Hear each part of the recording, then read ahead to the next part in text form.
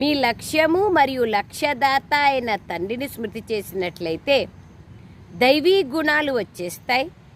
ఎవరికైనా దుఃఖాన్ని ఇవ్వడం, గ్లాని చేయడం ఇవన్నీ అసురీ లక్షణాలే. ప్రశ్న: బాబాకు పిల్లలైన మీ పైన, బాబాకు పిల్లలం మన పైన చాలా ఉన్నతమైన ప్రేమ ఉంది. దానికి గుర్తేమి? చదివించడమే కదా.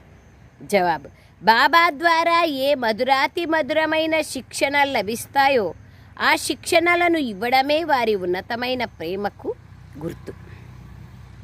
మధురమైన పిల్లలు, శ్రీమతం లేకుండా ఎటువంటి తప్పుడు పనులు చేయకండి అనేది బాబా ఇచ్చే మొట్టమొదటి శిక్షణ.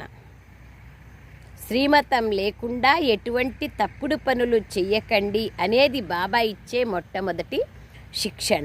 మీరు విద్యార్థులు, మీరు ఎప్పుడూ మీ చేతిలోకి లాను తీసుకోకూడదు.